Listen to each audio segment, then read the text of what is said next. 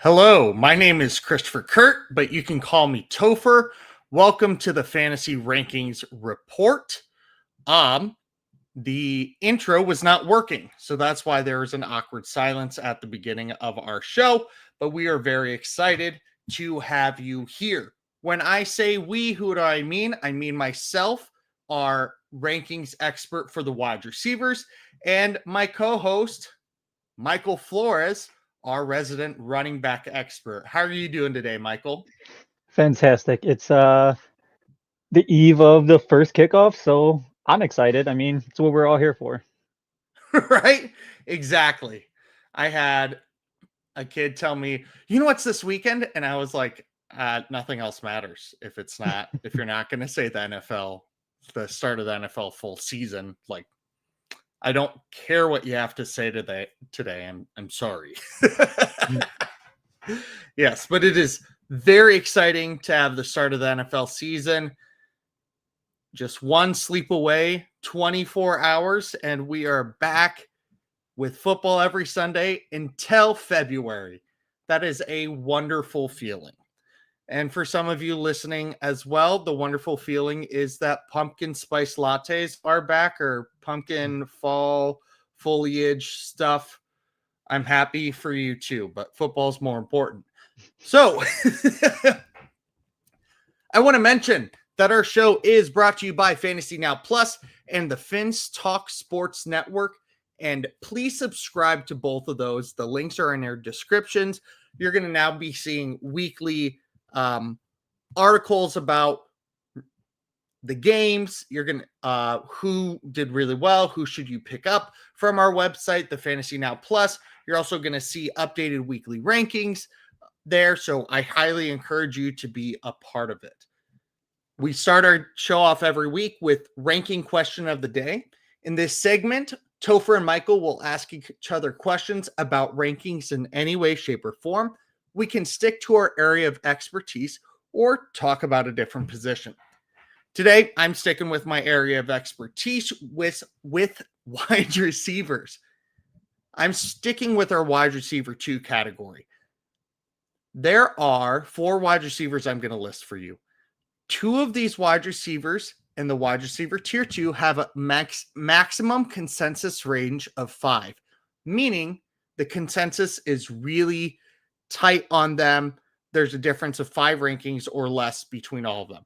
2 of them have a minimum consensus range of 12.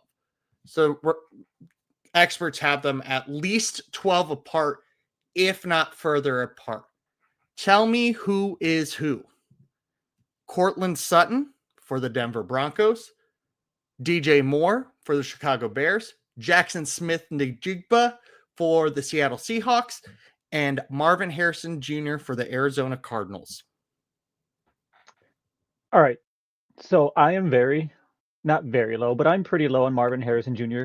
compared to many people I'm talking to. So I'm going to go with he's the one that has one of the higher ranges. And then, as much as it hurts me to say it, DJ Moore is probably in that category too, just because I think people are a little concerned about what that Bears offense is going to look like, even though they're going to be fantastic. Trust me. There's no bias. They're just going to be great. So I'm going to do both of them as the larger consensus, and then Sutton and Jackson, they're going to be in that 5 range that you mentioned. You got one of them right. So you're Okay. 50%. Which one do you feel more strong on? DJ Moore or Marvin Harrison? I feel stronger on Marvin Harrison, to be honest. And that would be wrong.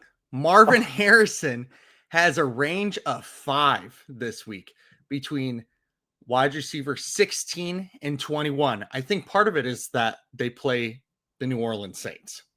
Fair.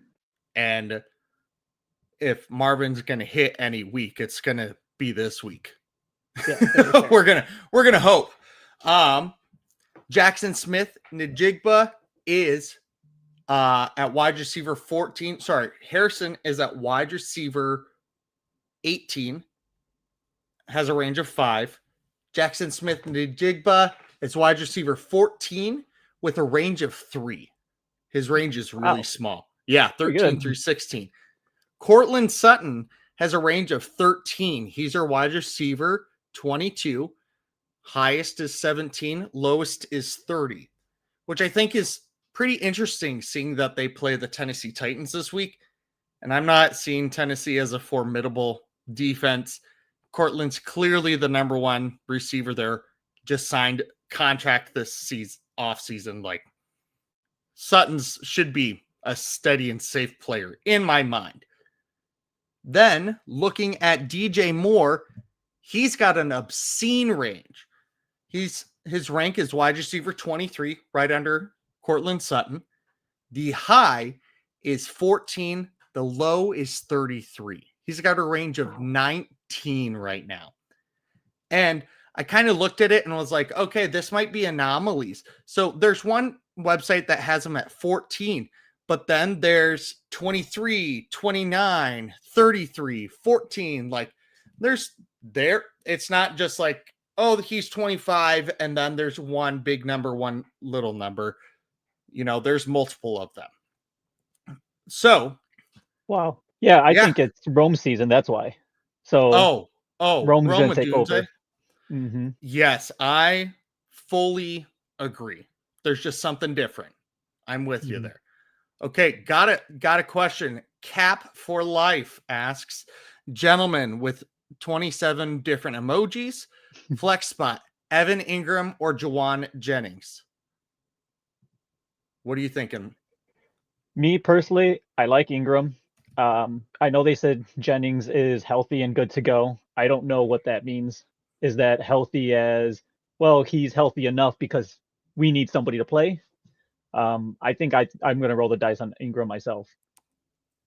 You're going to roll the dice on Ingram? I'm going to roll it on Juwan Jennings. So clearly we're not helping you at all, Cap for Life. I think Juwan Jennings, though, when you have a chance to play a wide receiver that has the upside that Juwan Jennings has, he has a big play upside, big game upside versus Evan Ingram, who we have not seen play a full game in the offense, and he's older. We don't know where his connection with Bo Nix is. I'm going to play the wide receiver we've seen over a tight end that we've seen talent. We've seen wonderful things from him, but is he really going to carry that through? Plus, when it comes to flex, unless if you've got multiple tight ends that are really top tier, I'm staying away from tight ends in my flex. It's a great point. Yeah. Okay. So keep us going, Michael. Yeah. So before really getting into the meat of the show, we like to see 8 different companies and how they go ahead and how they rank everybody. So we take those 8, we get ourselves a little mode, a little range, and we go from there. From there, we'll see if these guys are a consensus pick, or we're going to see if everyone's all over the place with them and nobody really knows. But to start off this show, we're going to go steady and safe first. So this is the part of the show where we each highlight 3 players in our position of expertise that pretty much the consensus agrees on. So the range is going to be a lot smaller than most of the other guys. My first guy, we're going to see him playing right away. We got Saquon Barkley going tomorrow. Now, he's currently listed at RB2. His range is 1 to 3, so anywhere between, he's absolutely the guy you're starting no matter who you have, versus, if you somehow have number 1 and 2, you can plug him in as your RB2. But he was RB1 last year, and he had a monster season last year. And to start this year, they get week 1 in Dallas. And that's just not any kind of week 1, in my opinion, this time around. There is no Micah Parsons. It's not important what team he's on now. Nobody cares. It's fine. He's just gone, I guess. No, still stings a little. Yes. I mean, I love that Micah Parsons is in a new location. I'm sure Caleb Williams will as well.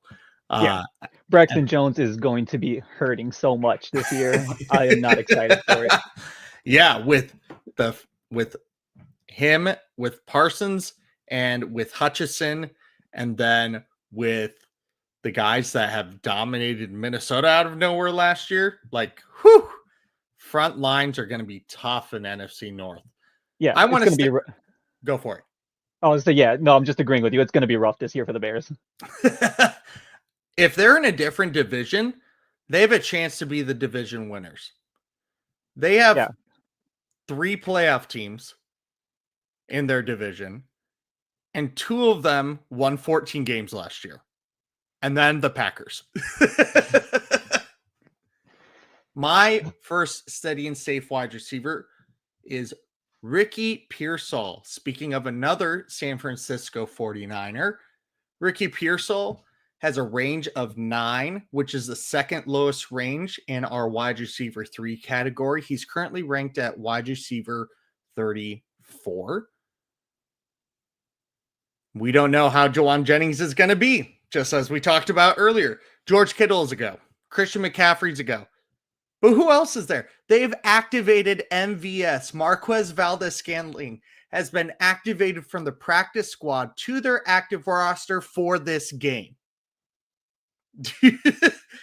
No, you don't want him starting for your team, especially if you just picked him up off the street last week.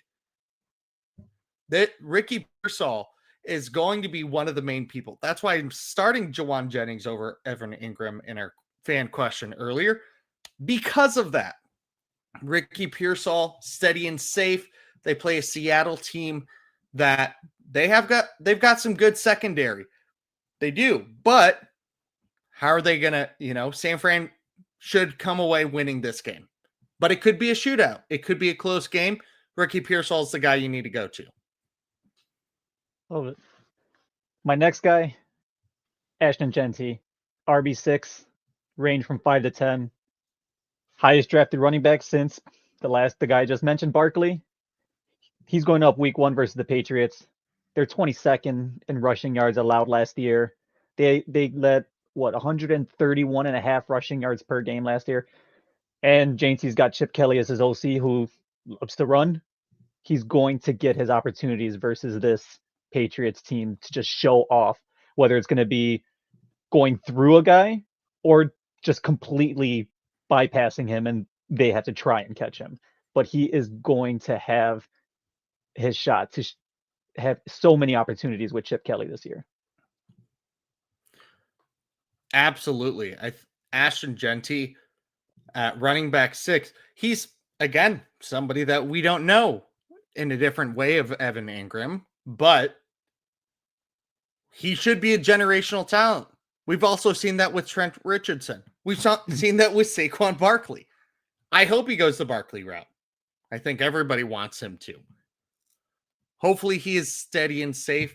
I think it's a risky steady and safe, but based off of expert consensus, I see exactly where you're going from. My next steady and safe guy, somebody who's been getting some questions about his health, but looks like he's going to be playing, is wide receiver 48, Darnell Mooney of the Atlanta Falcons. He's got a range of 6 in our wide receiver 4 tier, which is just bonkers. Just crazy right there. Steady and safe as it gets. That's a guy that you want to play. And against Tampa Bay, Falcons are going to be behind the Buccaneers. They're going to have to pass. They already know that Michael Penix and Drake London are going to be a duo for forever and a half. They're going to try and stop that. They already know Bijan's one of the top 2-3 backs in the league. What do you do? Darnell Mooney, Kyle Pitts? I think Darnell Mooney's better. You go with the guy that could be your tertiary offense, your option in an offensive shootout of a game. I think Darnell Mooney is a great wide receiver for a great flex play for you. What do you mean? I've heard it's Kyle Pitts' year. We've never heard that before. Never. Neither from Atlanta fans or from Chicago Cubs fans. Never. Oh. It's always our year. Maybe this year. So my last guy, this one might be a little bit more controversial based on his new quarterback, but I'm going Brees Hall at RB20. He's got a range of 15 to 22. He's going up against Pittsburgh this year. They're kind of more in the middle of the pack. They gave up about 110 yards per game last year, rushing yards last year. But so he does have a real mobile quarterback. So they're going to look to try to see if Fields is running. Brees Hall also catches. They can dump it off to him as well if the whatever reason the run didn't work out, which it'll be fine. But he's got a lot to prove, and he's gonna show off this year. At least in my opinion, he's got to show off in this year. So, like I said, he can also catch. Last year, he saw about 76 targets, caught 57 of them for just short of 500 yards. He is going to be another. I keep using security blanket in other episodes, but he's going to be a security blanket there for Fields after Wilson, and then whoever he starts getting comfortable. Who else is he going to get comfortable with? Josh Reynolds. Yeah, which, if I'm not mistaken, did he get put in the depth chart as their wide receiver too? I will look that up. I thought I heard something like that the other day. So if that's the case, I'm expecting Brees Hall to catch some passes week 1 immediately. I believe that he's the wide receiver 2. So, yep, he's wide receiver 2 along with Alan Lazard. He is still starting for that team. Rogers, and right now, Jeremy Ruckert is over Mason Taylor. Mm-hmm. But we've also seen like Caleb Johnson's running back 3 on the Steelers depth chart. Bill, Clinton Krosky, Merritt, Jumanji III is running back number 4. Sometimes these can be misleading.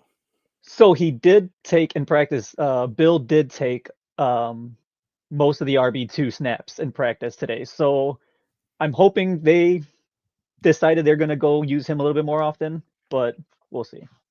I mean, it would be crazy if they did all the hubbub that they just had and didn't do anything with Bill. My steady and safe third pick is a wide receiver 2, and that is T. Higgins. T. Higgins seems like a no-brainer to play, especially against Cleveland, because it's Cleveland. And you just want to play those guys.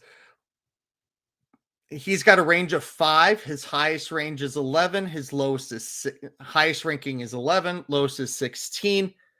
I don't think there's much of an explanation here. I try and avoid going with super high guys because most of the time you're going to start somebody like a T. Higgins. You're not looking to see, oh, is T. Higgins going to be steady and safe for me? Yes.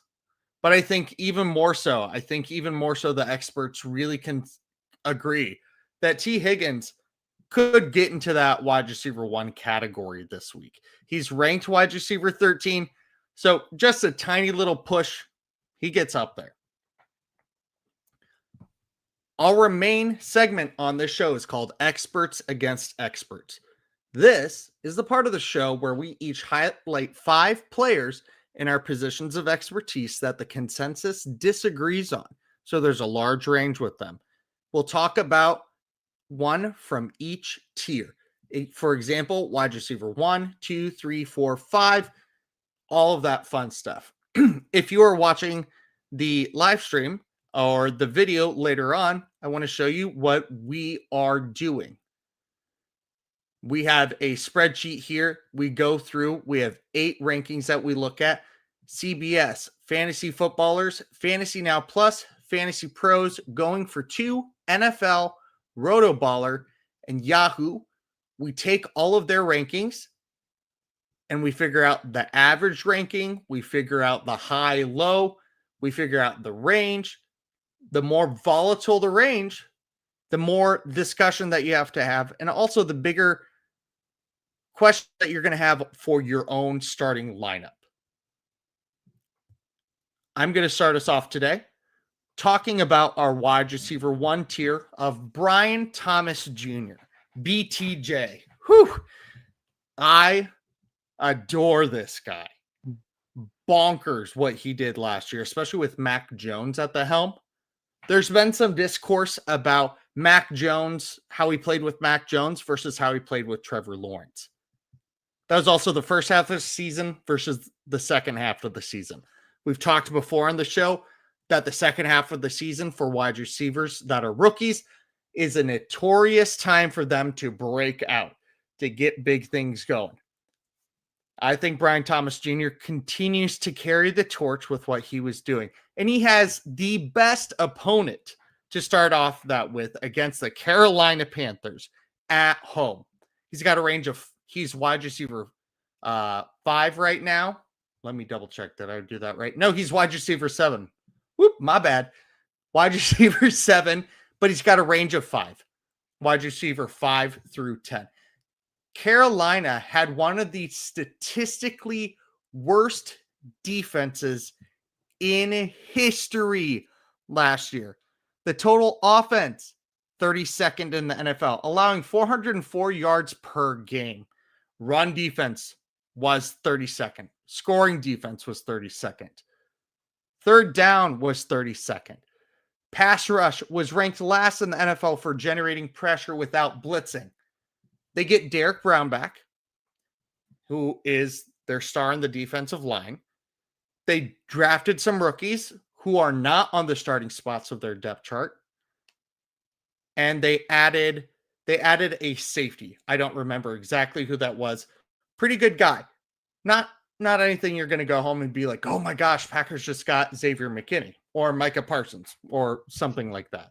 You know, just those little fairy tale, those dream things that shouldn't happen, but they do. If you're not seeing this, Michael is scouring at me right now, and I feel it, and it makes me feel so good. From week 11 on for BTJ, his worst yardage output was 76 yards. His worst game, he had 76 yards in. He had 7 receptions or more in his last 5 games of the season. Yes, Travis Hunter is there, and he's listed as a starting wide receiver according to the depth chart. He was picked number 2 for a reason. He was traded up for a reason. He's listed as a backup on the depth chart for cornerback. They're leaning him wide receiver. Brian Thomas Jr. did what he did last year with his ancillary pieces, his teammates, pretty much down and out. The offense was BTJ with a Mac Jones throwing him the ball. Now there's going to be viable other options that are going on, especially the number 2 pick. Nobody could cover him anyway. No matter what they were doing last year, no one could cover BTJ. Now there's somebody else that's going to be out on the field that is going to make it harder. BTJ to the moon and then some this week. I love that. I do want to see that offense do what they're supposed to be doing, what everybody's expecting them to do. It could be a very fun offense. Yes. My first guy, going Bucky Irving. He's currently listed as RB8. His range is 4 to 11, though. So he's borderline RB1 to RB2, or he's right up there competing for one of those top spots. Looked good last year. He looked great from week 6 on, really. He had about 2 weeks between 6 and 18 where he had less than 10 points, and in both of those, he actually had less than 5. Just basically complete goose eggs. But they're going up against Atlanta this year. Or this week 1, I'm sorry. And you just talked about that. It could potentially be a shootout on Atlanta having to really throw the ball to try to keep up. Tampa Bay's going to have to run. So they're just going to run out the clock as much as they need to. And last year, Atlanta was about middle of the pack in rushing yards allowed, about 120.6. But their last 3 games, they gave up on average 138.7. So they just got worse as the season was going on. Both games versus Atlanta, though, he did perform a little rough. He had 44 rushing yards in both games. So it wasn't on average. It was just both games he had 44 rushing yards. But in one of those, he did catch 7 passes for 40 yards. Mm-hmm. Now, if you're in a PPR league, 7 catches out of your running back, not including what he's actually has to do for his job, you're going to have a pretty decent time there. And if he's anything like he looked last year, then that I'm going to expect a little bit more than 44 yards this time against this Atlanta team. Yes, Atlanta did spend some draft capital building up their front seven, but again, it's the first week. You're not expecting rookies to come out and stop somebody like Bucky Irving. I love Bucky Irving as a play this week. Wide receiver 2 tier for me. Garrett Wilson of the New York Jets, who are facing the Pittsburgh Steelers at home. Garrett Wilson, as a wide receiver 2, currently is ranked number 20 in our consensus rankings this week. He has a range of 14. His highest ranking is 11. Somebody thinks he could be a wide receiver 1 this week. His lowest is 25, meaning that people think that he could be a wide receiver 3 this week. I am with that crew. Here's some reasons why. Averaged 23rd most points last season at the wide receiver position. That's not bad. 23rd, that's a low-end wide receiver 2. That's not where you drafted him. That's not where you play him. That's not what you want from him. Last year, he tied with Cooper Kupp in points per game. That's not Cooper Kupp a couple of years ago. Yes. Cooper Kupp last year. That's not somebody that you want to be like, yes, that's who I was with. Pittsburgh ranked 13th against fantasy receivers last year, allowing 155 yards to the wide receiver per game. Justin Fields, his new quarterback, has his career average of passing yards per game is 155.6 yards a game. So Pittsburgh last year allowed 155 yards to the wide receiver per game. That's the same amount that Justin Fields averages in his career as a starting quarterback. His career high in 2023 was 197 yards per game. Last season when he was with Pittsburgh, 110.6 passing yards per game. 110. That's disgraceful. That's disgusting. Yes, he can be a fun fantasy asset because he can run and you don't know where things are going to go. The DJ Moore season in 2020 was definitely an anomaly for what Justin Fields can do and what DJ Moore can do. If you look at the statistics, it's very, very much an outlier. Don't expect that kind of outburst from Garrett Wilson as with Justin Fields as his quarterback. You know who the Pittsburgh Steelers gained on the defensive side of the ball this summer? Darius Slay and Jalen Ramsey have been added as cornerbacks. Are they older and they're not at the peak that they once were at? Yes. Are they still starting caliber players in the NFL? Yes.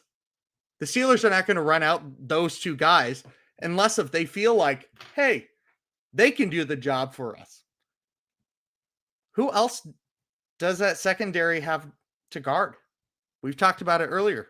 Josh Reynolds, Jeremy Ruckert. Yes, Breece Hall out of the backfield, Braylon Allen out of the backfield. They've got to watch Justin Herbert run.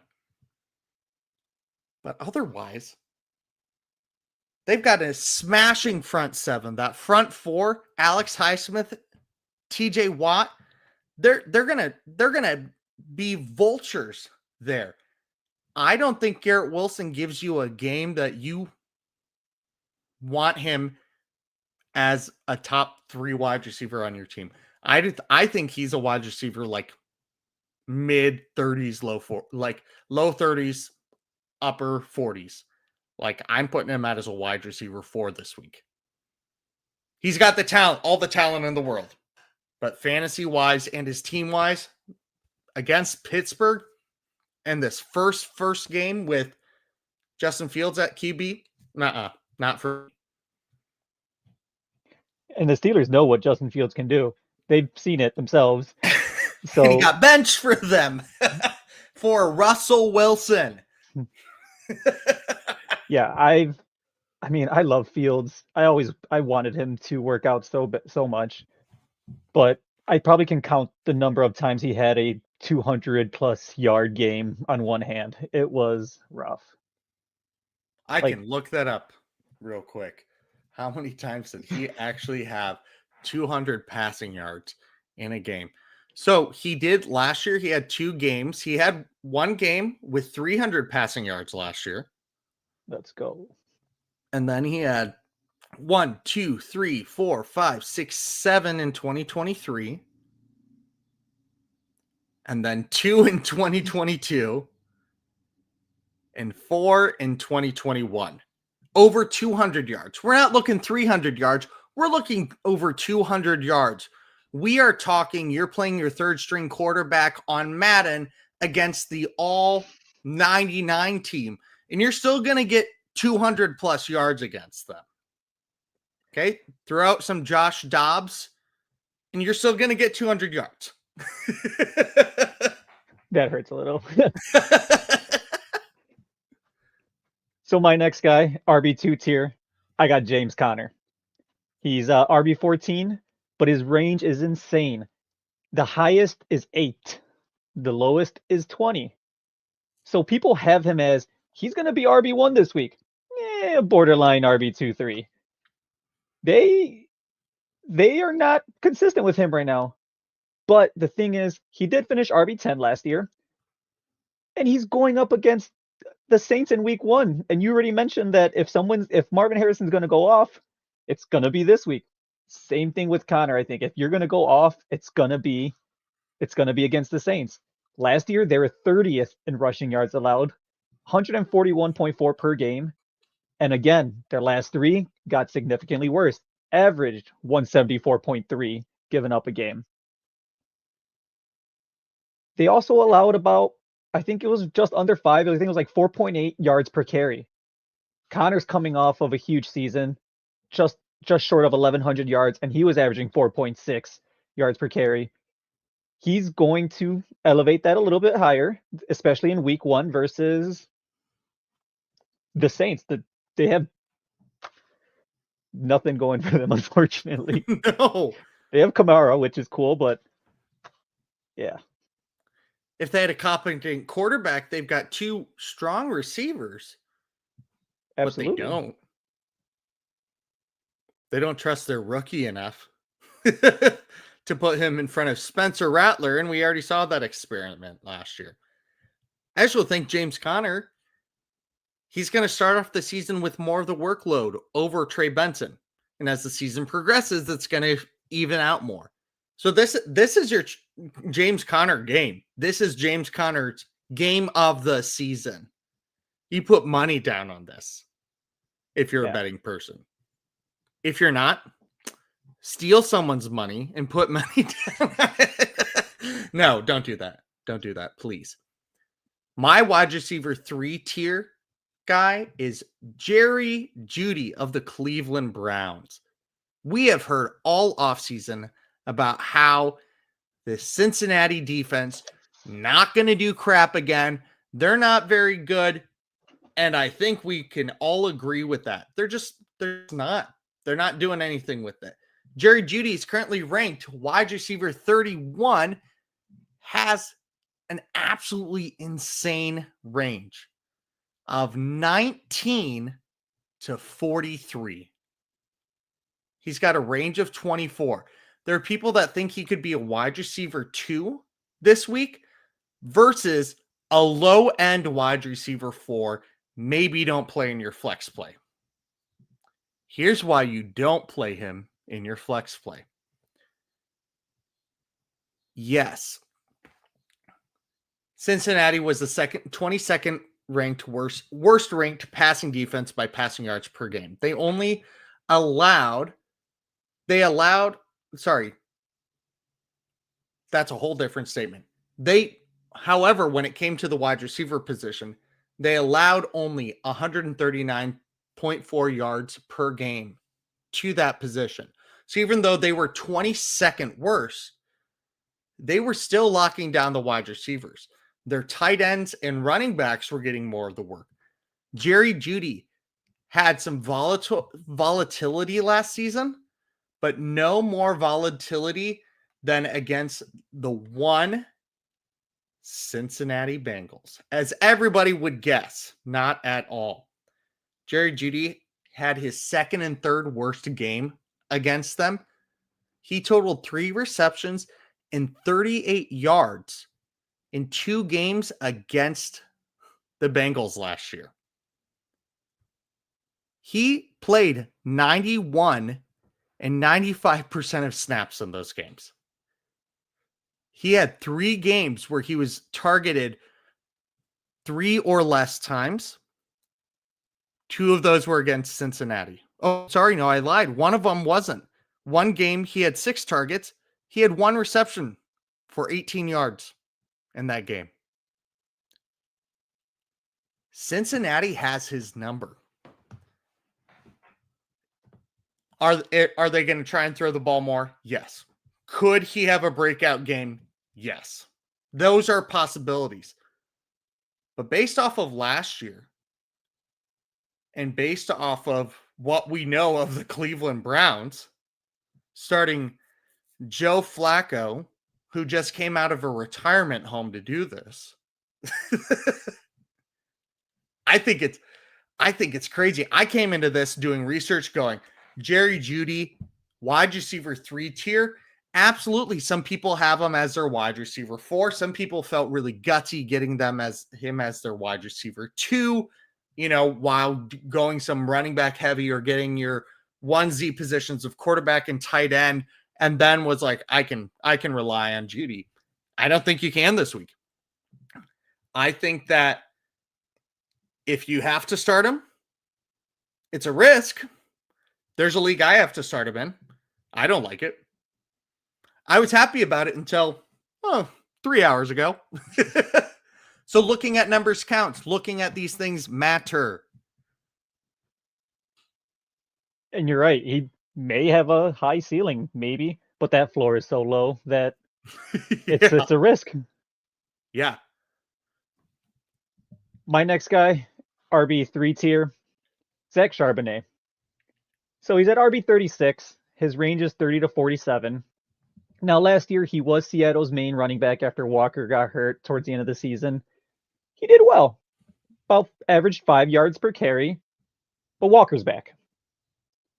Now, are they going to go the route where it's more of a 1A, 1B kind of setup? Or is it just going to be Walker's getting most of these snaps and Charbonnet is going to fall a little back behind? Now, he did get to see San Francisco last year, who they're playing week 1. They're in the lower half of rushing yards allowed, about at 124.5. Again, last 3 games, it seems like this is kind of becoming a trend towards the end of the season. All these teams are just giving up a lot more rushing yards, giving up 156.3 last year. But he was non-existent in those 2 games versus San Francisco. So it's non-existent really in that second game, in that second matchup where he was now getting more time. His first matchup, he had about 4 or 5 attempts and he had 20 yards. He also had a 15-yard reception. That's pretty good. But what's that setup going to be? Is Walker going to be there and just taking over for sure? If you have Charbonnet and he's sitting on your bench, let him sit there for a little while before they figure it out. Week 1 might not be the week to fully start him, or maybe they're not going to let Walker play as much as anticipated in week 1 just to see what his injury was like, if he's fully healthy, ready to go. But I do have Charbonnet in a couple leagues, but I'm avoiding him this week. I'm not even sure what he can even potentially do. I think you have great points. I'm a Charbonnet stan this year. I've seen Walker be great, and I've seen him be awful. And I've seen Zach Charbonnet be much more of a steady player. And I think Zach Charbonnet is going to start biting into things. Is San Francisco defense with Robert Saleh back at the helm the place that you want to get Zach Charbonnet going on your fantasy team? Not if you don't have to. I'd probably say no. I would probably. Who would you start? Jerry Jeudy or Zach Charbonnet this week? because somebody might have that as a flex option. In that case, I'd go Charbonnet as in that flex spot, just because, like you just pointed out of Judy's numbers versus Cincinnati, and it's not pretty. Yeah, And Charbonnet's floor is at least higher. I would agree with that. Judy's ceiling is higher. Charbonnet's floor is much higher. And I think when you're going into week 1, you kind of want more steady floor play. Floor, not four. Floor play. I said that and I was like, sweet baby Jesus. Okay. I am doing something I've not done yet this season, and I'm so excited about it. I am talking about a Packers wide receiver in a positive way. Matthew Golden is my wide receiver 4-tier guy I want to talk about. His rank is 40 in consensus ranking. He's got a range of 13 from 35 to 48. However, I want to talk about this.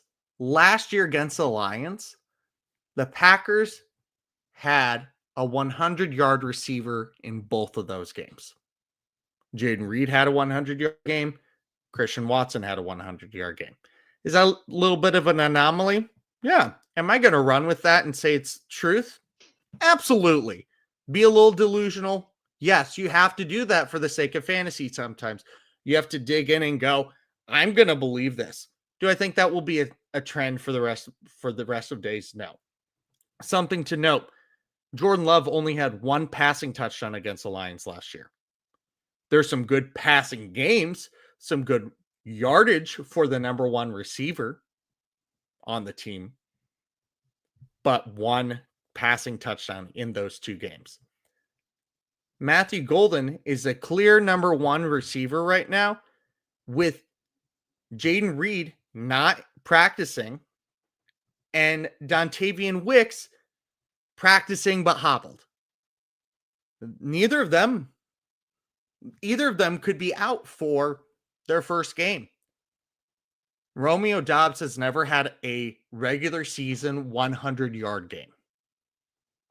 He has had 1 game against the Detroit Lions with 95 yards, 9 receptions for 95 yards. The rest of the games, he has had less than 40 yards against the Detroit Lions. He averages normally about 40, 50 yards a game. He's not your big boom or bust guy. He's your more steady, maybe get a little bump here and there. He had a great showing in the playoffs a couple years ago, and people still want him to do that, and that's just not his regular season play. Lions last year gave up the most yards to wide receivers per game. Lions gave up the most yards per game to wide receivers. Matthew Golden is meant to have big playability. That's why he was drafted in the first round. I think Jordan Love is going to trust him right away, especially with Reed and Wicks questionable right now. Romeo Doubs is not your big play guy.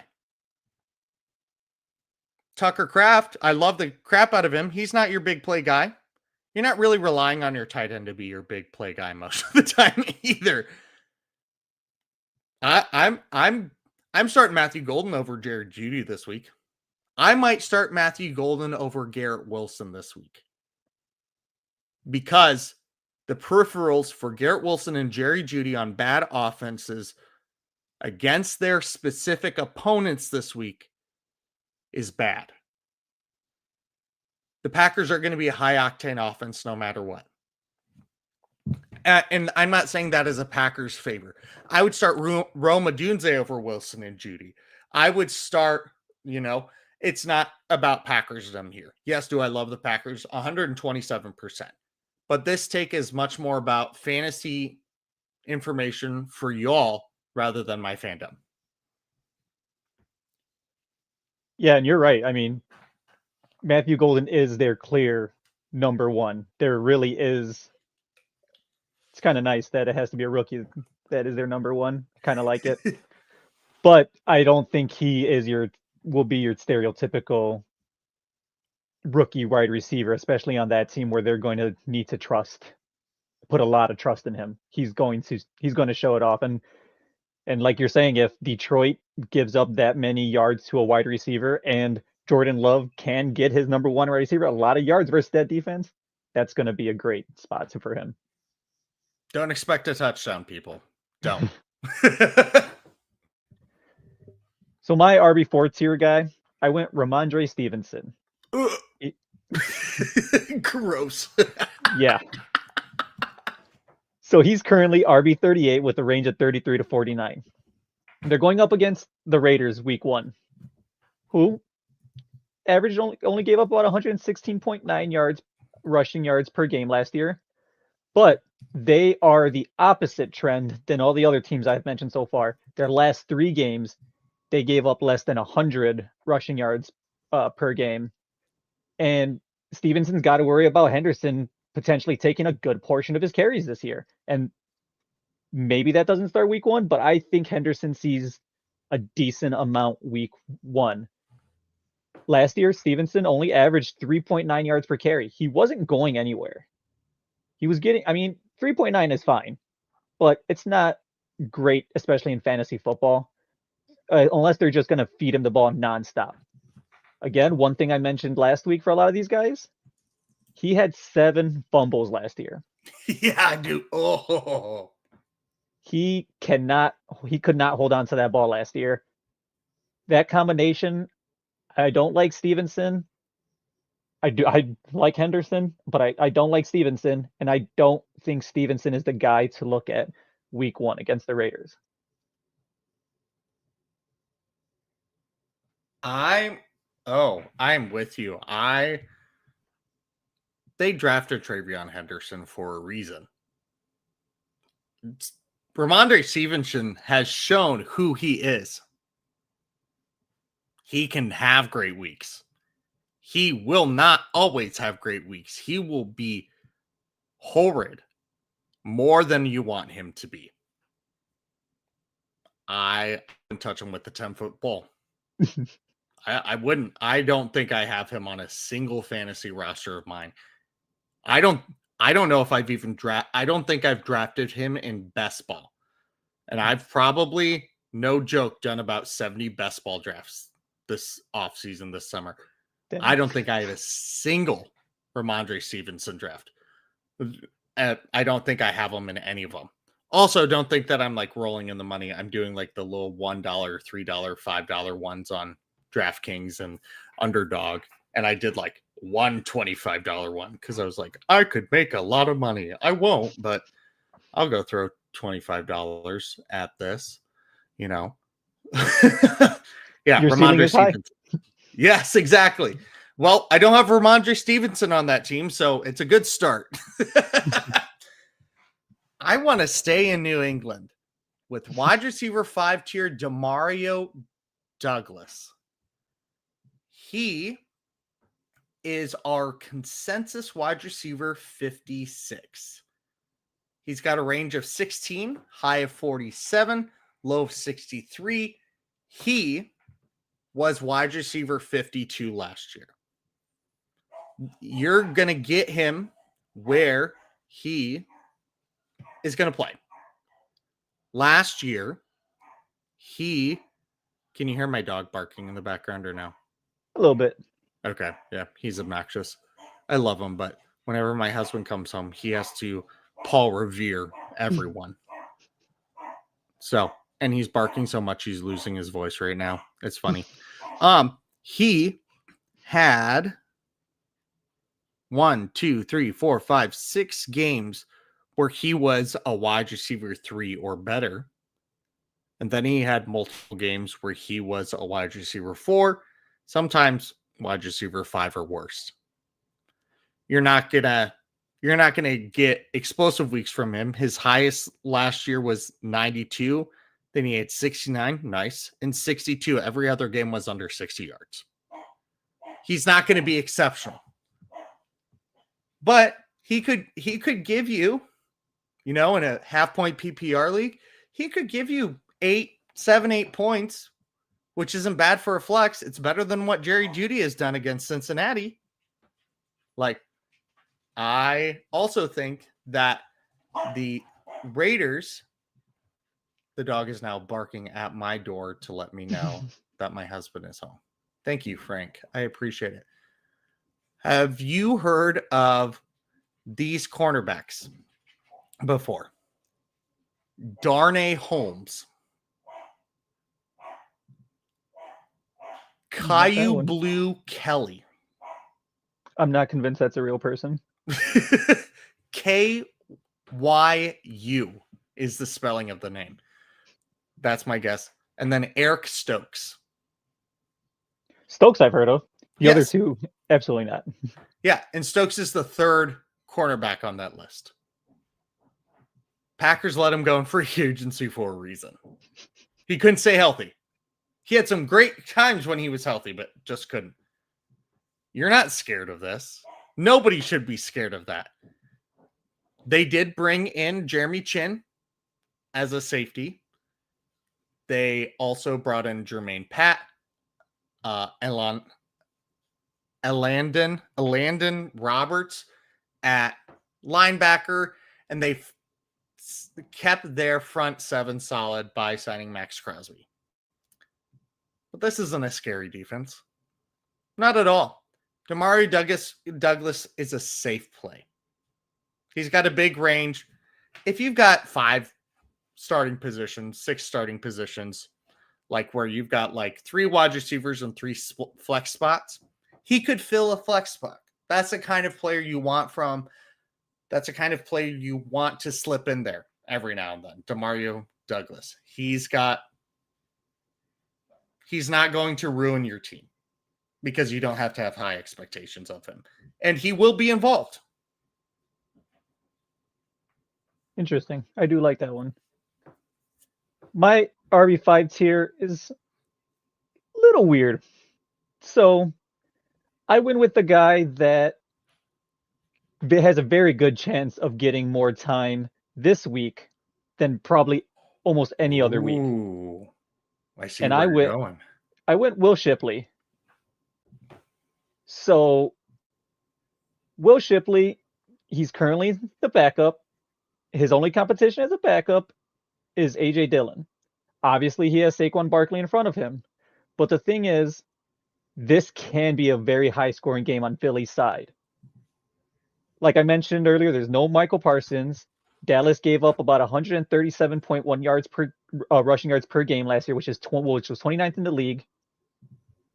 Last year, Barkley in one of the matchups versus Dallas had 167 yards. So at some point, that's going to end up maybe possibly taking Saquon out. And the reason I say that is because we already know Barkley has shown that he is willing to let the young guys eat.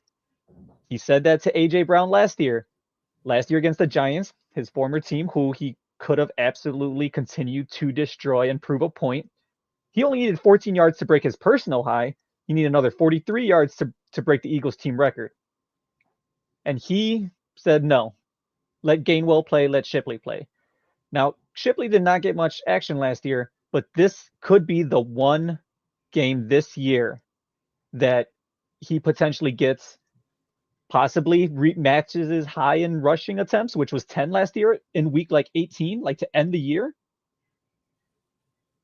Now, I'm not saying make sure you play him, but if you have him and you need a spot to fill and he's there, the floor might be high or the floor might be really low, but if this becomes a blowout like I'm actually expecting it to be, I don't expect Dallas to stay in this game, even though, they have CeeDee Lamb, arguably one of the best guys, but I don't expect them to really be putting up big numbers.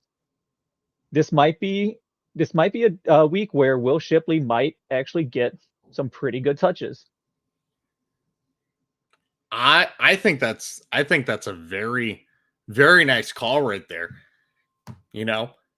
Will Shipley, if you could be in a rebuilding team, you could have missed the draft in auto drafted, and this could be a conundrum for you. Normally, you're not looking at a running back 5 to start.